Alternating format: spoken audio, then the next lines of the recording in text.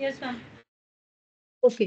So आजचं webinar basically 6.0 वर आपण फोकस करतोय. 6.0 चे फीचर्स आणि ते तुमची बँकिंग कॅपेबिलिटी जी आहे ती कशी इन्क्रीज करणार आहे आणि खूप स्ट्रॉंग फीचर्स आले आहेत आणि खूप स्ट्रॉंग ऑप्शन्स जे आहेत ते टॅली प्रोव्हाइड करतोय 6.0 सोबत. स्पेशली जे लोक बँक रिकन्सिलेशन करतात टॅलीमधनं त्यांच्यासाठी खूप उपयोगाचं आहे हे पर्टिक्युलर रिलीज. आणि इवन इफ त्याच्यामध्ये तुम्हाला ज्या पण डिफिकल्टी असतील सेशनमध्ये थ्रू आउट तुम्ही त्या नोट डाऊन करू शकता चॅट बॉक्समध्ये. So will quickly start with the webinar now. So as we know Tally has promised to release each year. So जसं की आपल्याला माहिती आहे जून 23 मध्ये 3.0 जे आहे ते लॉन्च झालं होतं. त्याच्यानंतर डिसेंबर 23 मध्ये 4.0 लॉन्च झालं होतं. 4.0 मध्ये व्हॉट्सअप इंटिग्रेशन, एक्सेल इम्पोर्ट आणि डॅशबोर्ड्स हे 3 फीचर्स आले होते.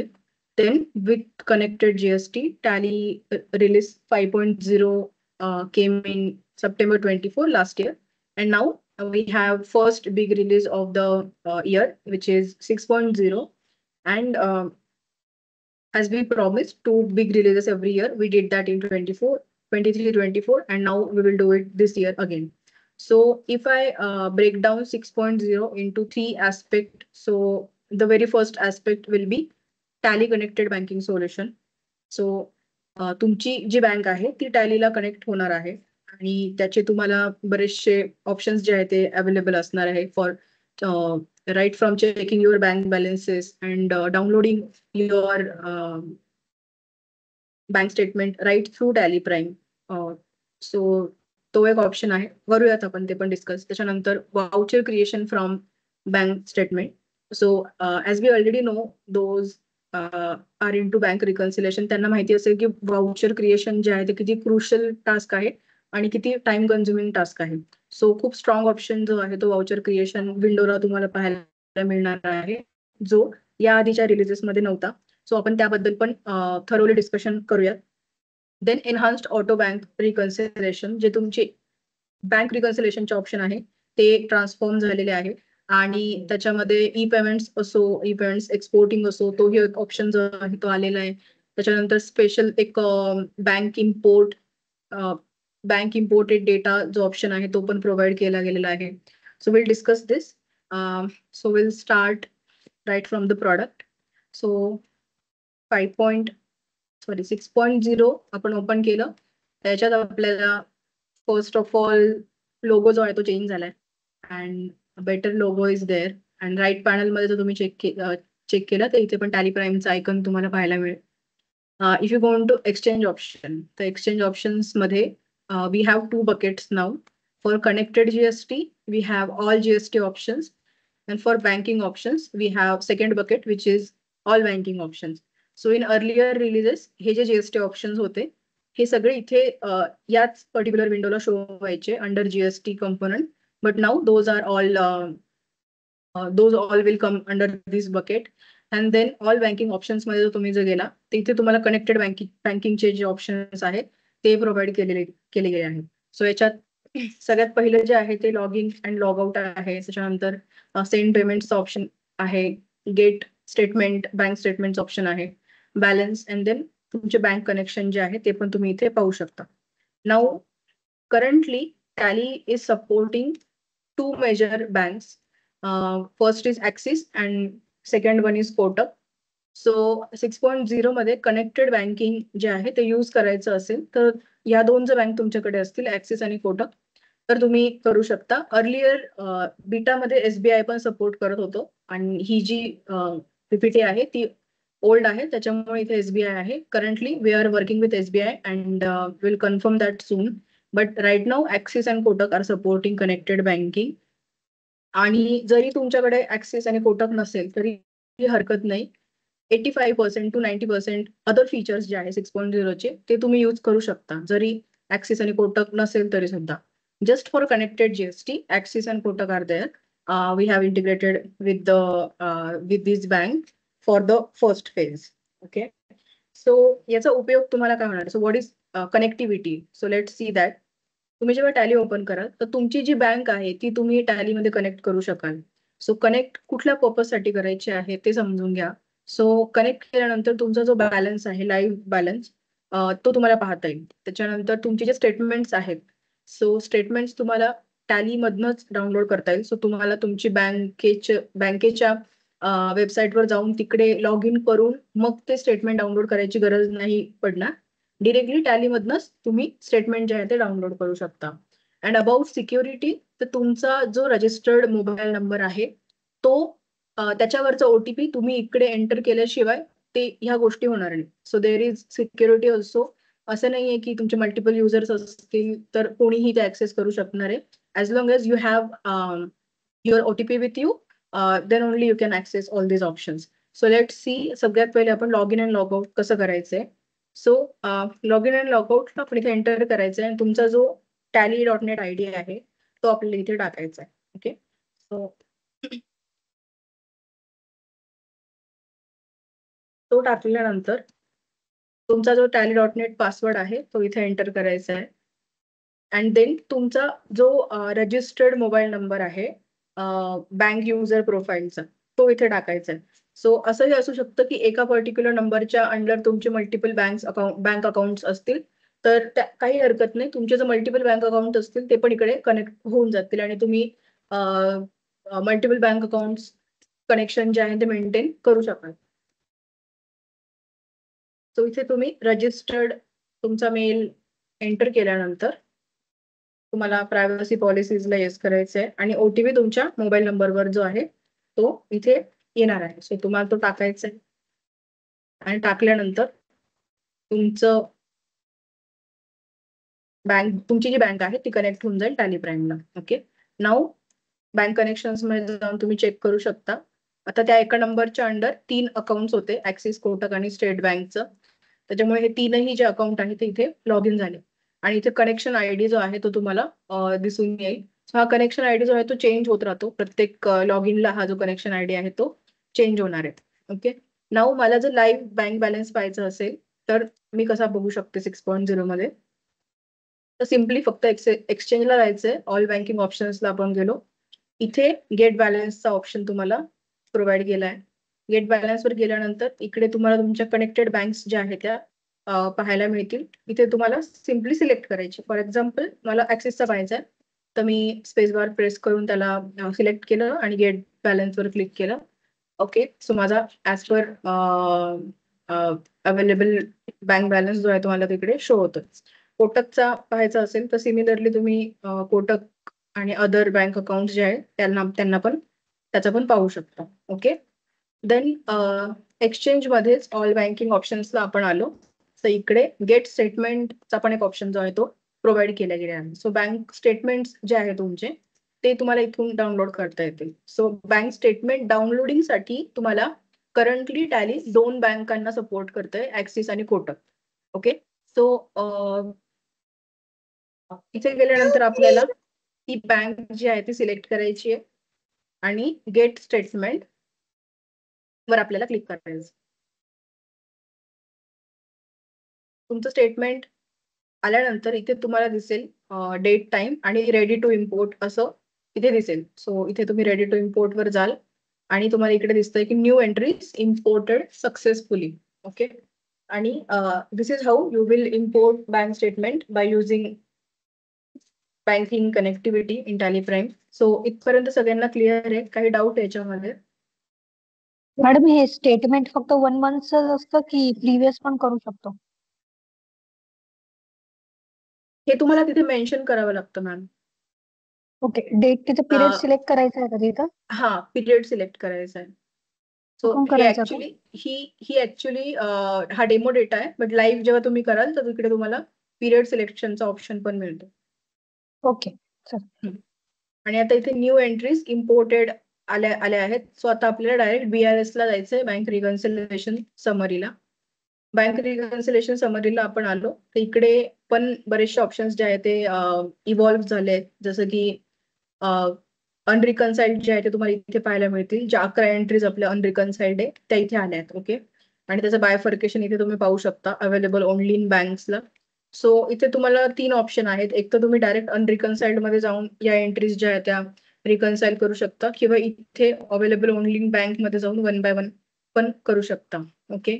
सो आता इथे कुठला पार्ट जो आहे तो एलिमिनेट झाला, की आपण जी एक्सेल इम्पोर्ट करायचो ना बँक स्टेटमेंटसाठी, की आपण एक्सेल जे आहे एक्सटर्नल एक्सेल तिला इम्पोर्ट करून मग टॅलीमध्ये त्याला रिकन्साईल करायचो.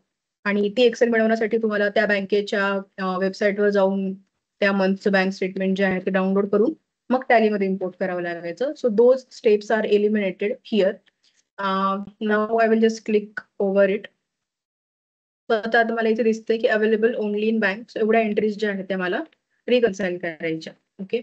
सो या रिकन्सिलेशनसाठी आपल्याला त्या कशा रिकन्साईल करता येईल, तर तुम्हाला सिम्पली सिलेक्ट करायचं आहे जे तुम्हाला वाउचर क्रिएट करायचं. बेसिकली या ओनली इन बँक म्हणजे काय, की हे टॅलीमध्ये म्हणजे बुक्समध्ये तुमच्या या एंट्रीज रिफ्लेक्ट नाही झाल्या. सो या तुम्हाला क्रिएट करायच्या. ओके. सो क्रिएट करण्यासाठी तुम्ही मल्टिपल सिलेक्ट करून पण क्रिएट करू शकता आणि वन बाय वन पण क्रिएट करू शकता. सो मला ही पहिली एंट्री समजा क्रिएट करायची असेल तर मी याला सिलेक्ट करेल आणि इकडे क्रिएट वाउचरचा ऑप्शन आहे तिथे जाणार आणि इथे बाकीचे सगळे डिटेल्स येऊन जाणार. इथून मला समजू शकतं नरेशन वरनं की हे भूमी बिल्डिंग प्रायव्हेट लिमिटेडचं ची रिसिप्ट आहे. सो मी ती सिलेक्ट केली आणि इथे याला सेव्ह केलं. ओके.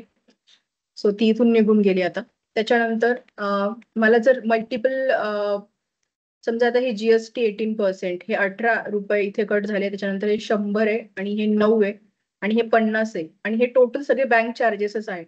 सो हे 1 मार्चचेच आहे आणि सगळे बँक चार्जेसचेच आहे. सो मला काय करायचंय, या चारही पण हे जे सेपरेशन आहे ते मला कन्सॉलिडेट करायचंय. सो मला एकच एंट्री करायची आहे या सगळ्या वाउचर्सची अंडर बँक चार्जेस. असं असू शकतं ना, कन्सॉलिडेट आपल्याला करावं लागतं कधी कधी. सो इथे आपण हे 4 जे आहेत त्याचे सिलेक्ट करून घेऊयात आणि आपण जाऊयात create voucher multiple vouchers. Sorry, आपल्याला इथे सिलेक्ट करून क्रिएट वाउचरच्या साईडला एक ऑप्शन आहे क्रिएट वाउचर कन्सॉलिडेटचा. सो इथे क्लिक केल्यानंतर टोटल अमाऊंट जे आहे ते तुम्हाला इथे येऊन जाईल आणि तुम्हाला फक्त लेजर जे आहे ते सिलेक्ट करायचं आहे आणि इथे याला सेव्ह करायचं. ओके.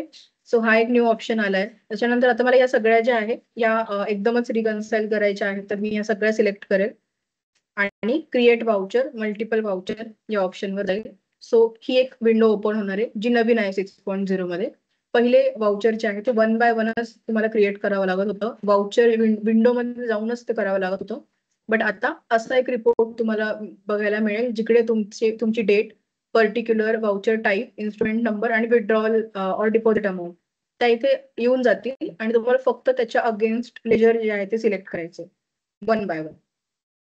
आणि जर सगळ्याच एंट्री मध्ये कॉमन लेजर असेल तर इकडे वरती तुम्ही ते कॉमन लेजर पण सिलेक्ट करू शकता. समजा हे सगळ्या एंट्रीज माझ्या बँक चार्जेसच्या असेल तर मी इकडे हे बँक चार्जेस सिलेक्ट करू शकते. बट आता तसं नाहीये, इथे माझ्या डिफरंट एंट्रीज आहे. सो इकडे मी त्याला नॉट ऍप्लिकेबल ठेवते आणि मला वन बाय वन आता इथे सिलेक्ट करायचं. तर ही जी पहिली एंट्री ही पिंकी जैनची आहे तर ती मी सिलेक्ट केली. त्याच्यानंतर हे RM ज्वेलर्स त्याच्या अगेन्स्ट लेजर जे आहे ते आपण सिलेक्ट करणार. हे Bharti Airtel which is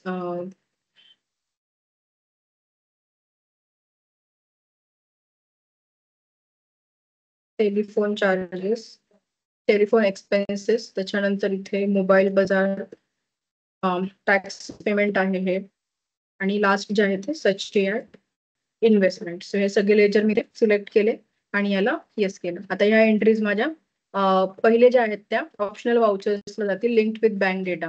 he तुम्हाला एक विंडो मिळते, इथून तुम्ही कन्फर्म करू शकता. आता समजा हे जे आहेत हे टेलिफोन एक्सचेंजेस हे 588 जे आहे समजा इंटरनेट चार्जेस आहे आणि त्याचं लेजर नाहीये टॅलीमध्ये क्रिएट, म्हणून आपण त्या विंडोला असताना टेलिफोन एक्सपेन्सेस सिलेक्ट केलं. पण आता मला हे चेंज करायचंय तर तो ऑप्शन मला या विंडोला मिळून जाईल.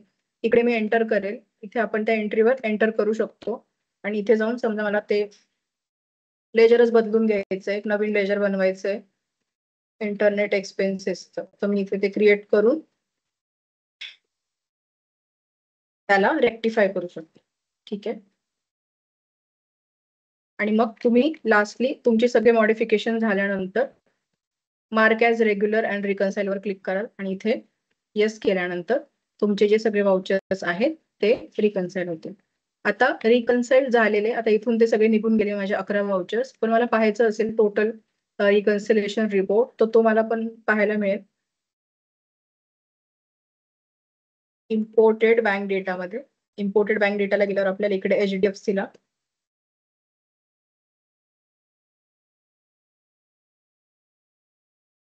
तो ज्या मंथचा असेल तो आपल्याला तो इकडे सिलेक्ट करता येईल.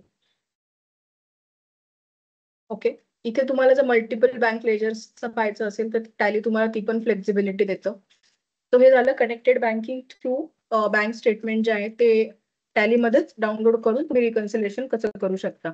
बट इफ इन केस असे असू शकतो तुमच्याकडे ऍक्सिस आणि कोटक नाहीये, तुम्ही दुसऱ्या बँक्स ज्या आहेत त्या यूज करतात आणि त्याचं बँक रिकन्सिलेशन करता, सो स्टील नो वरीज. त्यामध्ये पण बरेचसे एनहान्समेंट झाले आहेत, ते आता आपण पाहूयात.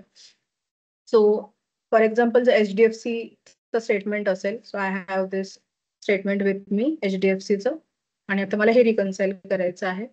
हे मी सिलेक्ट करून घेते. तो पाथ आपल्याला सिलेक्ट करायचा आहे आणि त्यामध्ये गेल्यानंतर आपण इम्पोर्टला जाणार. इथे बँक स्टेटमेंट्स जो ऑप्शन आहे त्याच्यावर क्लिक करायचंय. इथे तुमचं जे बँक लेजर आहे त्याला सिलेक्ट करायचंय. मेक शुअर तुमच्या बँक लेजरला ऑटो रिकन्सिलेशनचा ऑप्शन एनेबल आहे. जर तो नसेल तर ते इथे तुम्हाला शो नाही होणार. आणि त्याच्यानंतर तुमचा जो फाईल पाथ आहे जिकडे तुमची एक्सेल आहे ती तुम्हाला इथे सिलेक्ट करायची. ओके, इथे तुम्ही सपोर्टेड फॉर्मॅट घ्याल आणि तुमचं जे बँक स्टेटमेंट आहे ते तुम्हाला इकडे एकच minute I mistakenly pressed escape. So bank statement वर जायचं. इथे HDFC वर आलो आपण. इथे लेट सपोज ऑल घेतलं आपण आणि इकडे आपलं जे HDFC स्टेटमेंट आहे ते आपल्याला मिळालं. Okay, this is my HDFC statement for March. त्याला सिलेक्ट केलं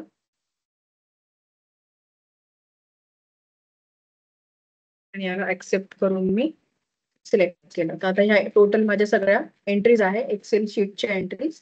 त्याला आपण इथून इम्पोर्ट करूयात.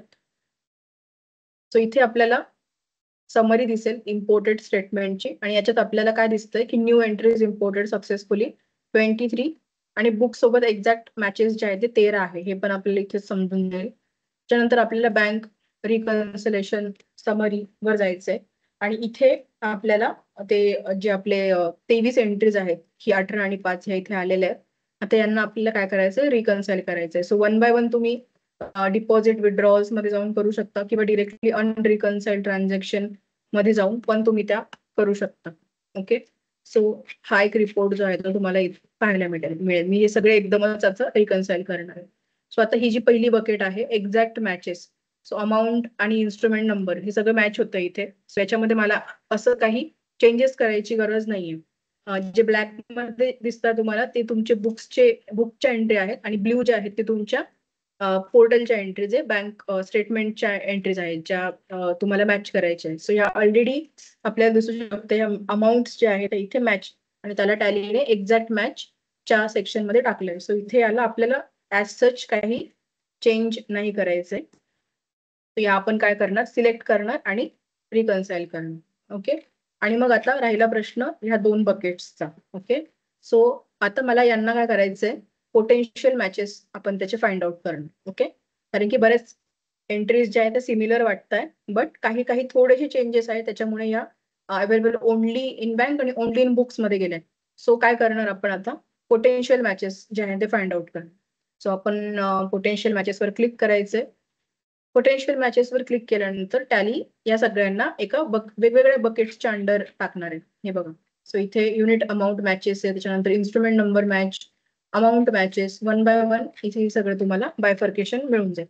आता फर्स्ट मी पाहिलं हे telephone expenses, which is date पण सेम आहे, अमाऊंट पण सेम आहे. सो युनिक अमाऊंट मॅच आहे इथे. सो मी याला काहीच न करता सिलेक्ट करणार आहे आणि सरळ याला मी रिकन्साइल करणार आहे.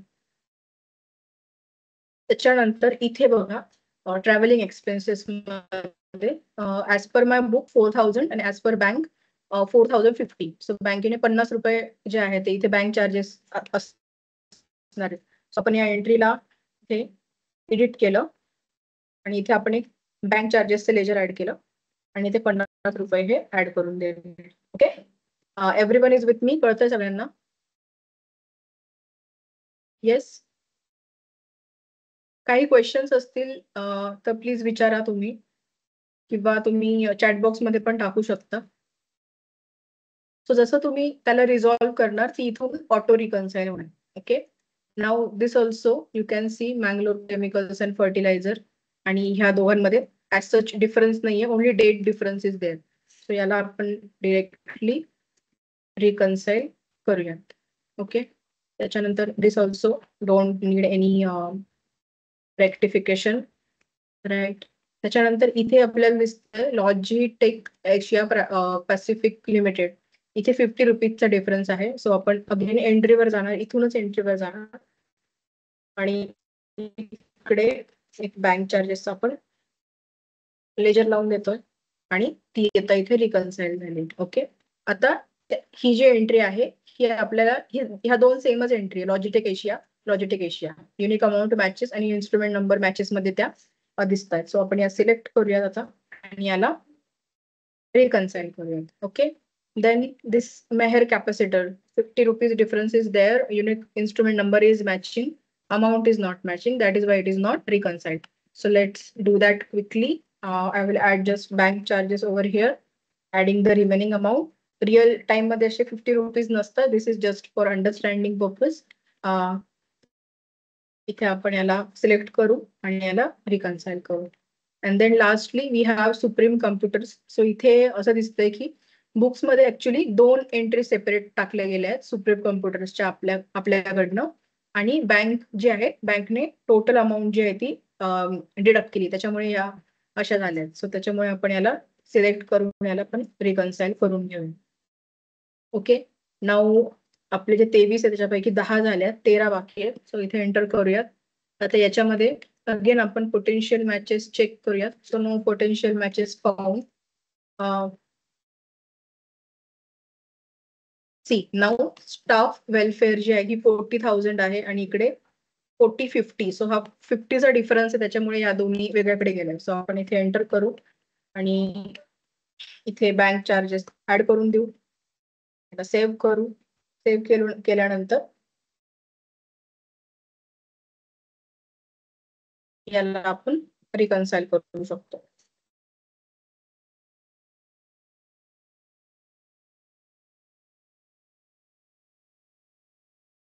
त्याच्यानंतर सेंट्रल फॉर 30,000ची एंट्री आहे आणि ऍज पर युअर बँक 50 रुपीजचा difference. That is why these are not reconciled. So let's do that as well.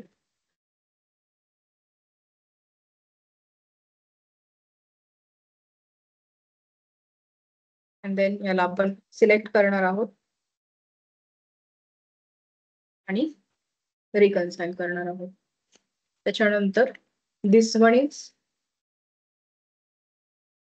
Neel apparels. As per bank 4950 आहे. सो 50 रुपीजचा डिफरन्स आहे. सो इथे आपण जाणार 4950 इकडे एडिट करून घेणार.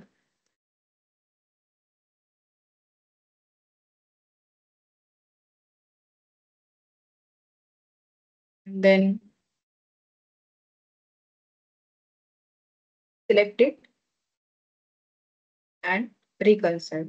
and lastly ही जी एंट्री आहे टूर्स अँड ट्रॅव्हल्सची, ही entry available only in bank आहे. सो इथे आपण क्रिएट व्हाउचर वर जाणार, or you can select it and then create voucher and tours and travels,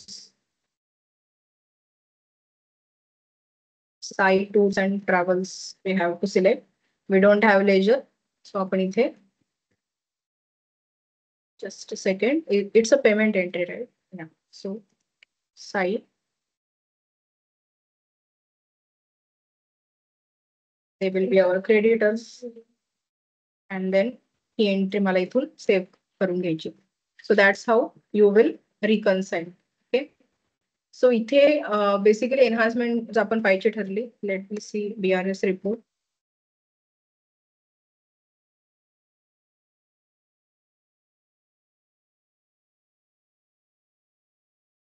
okay, so we have exact matches जे मी सगळे रिकन्साइल घेईल करून.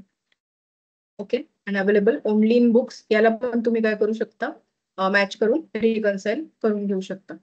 नाव याच्यात तुम्हाला असं आढळून आलं असेल की लेजर्स जे आहेत ते तुम्हाला क्विकली क्रिएट करता येतात. त्याच्यानंतर एक सेपरेट रिपोर्ट मिळेल जिकडे तुम्हाला फक्त लेजर्स जे आहे ते सिलेक्ट करून घ्यावे लागतील. सो मॅन्युअली 1 बाय 1 तुम्हाला व्हाउचर जे आहे ते क्रिएट नाही करायला लागत 6.0 मध्ये. आणि जर तुम्ही कोटक आणि ऍक्सेस यूज करत असाल तर वेल अँड गुड फॉर यू. तुम्ही तुमचं बँक स्टेटमेंट जे आहे ते पण टॅलीमध्ये डिरेक्टली डाउनलोड करू शकता. ओके.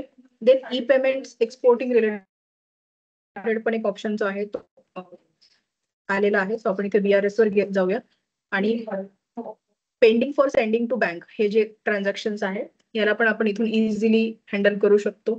सो इथे आपण क्लिक केलं तर हे माझे 6 transaction which are pending ready to send to the bank. So हे मी सिलेक्ट करणार आणि याला आपण इथूनच एक्सपोर्ट करू शकतो. अँड देन एक्सपोर्ट वर गेलो, आपण पेमेंट इन्स्ट्रक्शन्स वर गेलो आणि इथून तुम्ही याला, हे तुमचे ई पेमेंट्स आहेत, याला तुम्ही डिरेक्टली इथून एक्सपोर्ट करून घेऊ शकता. Okay. This is also one of the option. त्याच्यानंतर जस्ट अ मिनिट, आपण BRS वर जेव्हा जातो, so if in case Tally प्राईमचे तुम्हाला 6.0 अपग्रेड करून मॅन्युअल रिकन्सिलेशन जे प्रिव्हियस व्हर्जन्स मध्ये होतं तेच यूज करायचं असेल आणि कनेक्टेड बँकिंगचं नाही करायचं use because you are not familiar, तुमची असेल तशी रिक्वायरमेंट, तर तुम्ही इथे या रिपोर्टला येऊन F12 ला जाऊन use manual reconciliation as default mode हा ऑप्शन पण चूज करू शकता. सो इट्स नॉट कंपल्सरी की तुम्ही 6.0 अपग्रेड केल्यावर तुमचं रिकन्सिलेशन जे आहे ते चेंजेस होणार आहे. तुम्हाला जर ओल्ड वेने करायचं असेल तर त्याच्यासाठी पण हा एक ऑप्शन आहे, use manual reconciliation as default mode. So this is also Tally is giving you flexibility, so you can change it according to your requirement. Then आपण लेजर वाउचर्स वर जेव्हा जाणार आहोत, बँक लेजर वाउचर्स, सो आपण ऍक्सिसचे केले ना, so आपण जेव्हा बँक लेजर वाउचर्सचा रिपोर्ट ओपन करणार आहे तर टॅलीने आता इथे नवीन एक ऑप्शन दिला आहे रिकन्साइलचा. सो राईट पॅनलला इथेही तुम्ही डिरेक्टली लेजर वाउचर लेवलला असतानाच रिकन्सिलेशन करू शकता. बँक वाउचर्सचं फक्त मी सांगते. सो इथूनच तुम्ही डिरेक्टली एंट्रीज ज्या आहेत त्या रिकन्साइल करून घेऊ शकता. Okay. So this option is also given there. So any doubts, काय डाऊट आहेत आतापर्यंत आपण जेवढं डिस्कस केलं याच्यात?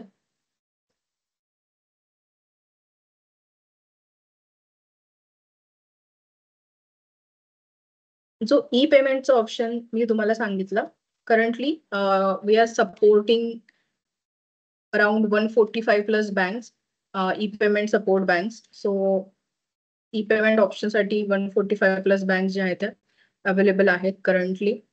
आणि जर आपण 3 ऍस्पेक्ट मध्ये इथे यांना कन्वर्ट करू, सो 6.0 डेटा एंट्री ऑपरेटर्स साठी तर खूप जास्ती युजफुल असणार आहे. ते त्यांचे लाईव्ह बँक बॅलन्सेस जे आहे ते इन्स्टंटली पाहू शकतात. त्याच्यानंतर बँक स्टेटमेंट जे आहे ते पण डाउनलोड करू शकता. डायरेक्टली सॉफ्टवेअरमध्येच डाउनलोडिंग होणार आहे. याच्याने तुम्हाला वेबसाईटवर जाऊन लॉग इन करण्यासाठी तुमचा जो वेळ आहे तो तिकडे वाचणार आहे. पेमेंट आणि रिसिप्ट वाउचर जे आहे ते तुम्ही बँक स्टेटमेंट पासूनच मल्टिपल बल्कमध्ये सिलेक्ट करून त्यांना क्रिएट करू शकता, जिथे तुमचा डेटा एंट्रीचा टाइम खूप सारा वाचणार आहे. आणि बँक रिकन्सिलेशन जे आहे ते मिनिमम वेळेत तुमचं कम्प्लीट होणार आहे. So you can focus on other task as a data entry operator or accountant in your organisation. Business ओनर्ससाठी ते बेसिकली अपडेट राहू शकतात त्यांच्या बँक बॅलन्सेस सोबत. सो समजा 3 वेगवेगळ्या बँक असतील तर 3 बँकांचे 3 पोर्टल, मग 3 पोर्टल्सवर जाऊन तुम्हाला तुमचा लाईव्ह बॅलन्स जो आहे तो पाहावा लागेल इन जनरल सिनेरिओ. बट तुमची जर बँक एका नंबरला असेल, तुमच्या सगळ्या बँक जर एका नंबरला कनेक्टेड असतील तर तुमच्या सगळ्या बँक चे कनेक्शन जे आहे ते एका विंडोवर टॅली तुम्हाला प्रोव्हाइड करतंय with security obviously. Then bank data जो आहे तो इन्स्टंटली पाहू शकता ओनर.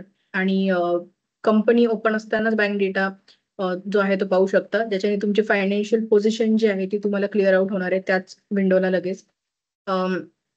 रिकन्सिलिएशन साठी पण जी ईज प्रोव्हाइड केली गेली आहे ती ओनर्ससाठी पण इम्पॉर्टंट आहे.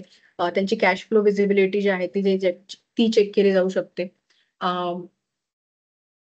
Then chartered accountants साठी obviously they have huge data and they have very crucial task to complete on daily basis. So bank transaction tracking असो किंवा रिपोर्टिंग जे आहे त्याच्यामधले एरर्स असो, ह्या सगळ्या ज्या आहेत त्या रिड्यूस होणार आहे विथ 6.0. कंप्लायन्स जे आहे, कंप्लायन्स रिलेटेड फायनान्शियल मॅनेजमेंट जे आहे ते स्ट्रीमलाइंड वे मध्ये प्रोव्हाइड करतंय 6.0. आणि बँक रिकन्सिलेशन जे आहे ते कमीत कमी वेळात होणार. ओके. त्याच्यानंतर क्विक समरी आहे ही की जर तुम्ही आता इथे एसबीआय आहे but just consider now Kotak and axis only. So Kotak axis जर असणार आहे तर तुम्हाला कोणते कोणते ऑप्शन्स अवेलेबल आहे आणि जर अदर बँक्स तुम्ही यूज करत असाल तर कोणते कोणते ऑप्शन अवेलेबल आहे. As I clear that earlier you are just you will be getting 80% to 85% of the benefits even if you are using other banks. So get balance आणि gate statement सोडून बाकीचे सगळे जे ऑप्शन आहेत ते तुम्हाला बाकी बँकांसाठी अवेलेबल आहे. जसं की तुम्हाला बँक स्टेटमेंट इम्पोर्ट करायचं आहे एक्सेल मधनं तर 104 बँक्सला टॅली सपोर्ट करतोय. This number has increase now to 135 plus. So 135 plus Indian banks जे आहेत ते सपोर्ट करणार आहे याच्यामध्ये एक्सेल इम्पोर्टिंगसाठी.